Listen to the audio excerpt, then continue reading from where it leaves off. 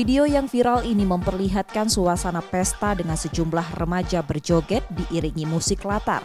Video tersebut dinarasikan sebagai pesta dugem, diketahui berlokasi di kampus Politeknik Pariwisata Palembang. Video ini tersebar dan menuai komentar negatif dari khalayak. Rektorat Poltek Par Palembang membenarkan video tersebut terjadi di kampusnya. Video di media sosial pertama kali diunggah akun Sinta Mispan yang berprofesi sebagai female disc jockey yang diundang untuk mengisi sesi terakhir acara function. Acara tersebut dalam kegiatan yang diselenggarakan pada penghujung semester setelah pembelajaran teori maupun praktik. Acara ini berisi banyak kegiatan seperti pagelaran seni dan karya sesuai kompetensi pembelajaran mahasiswa. Sementara penampilan FDJ hanya berlangsung 20 menit di ujung acara. Atas kejadian ini, pihak kampus pun menyampaikan permintaan maaf. Kegiatan itu kita laksanakan itu di penghujung hari praktek selama 1 semester di setiap semesternya. Jadi 1 tahun itu ada 2 kali.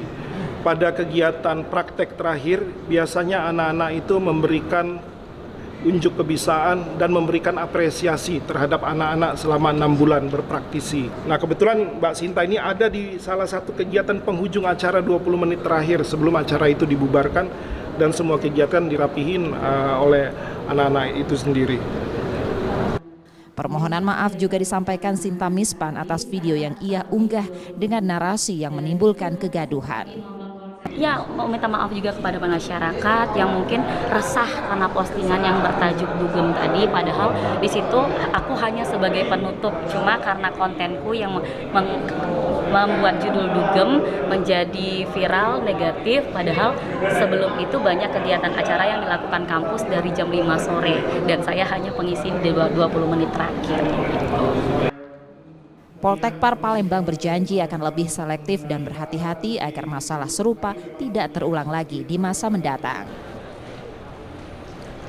Rizky Nurmizan, Kompas TV, Palembang, Sumatera Selatan.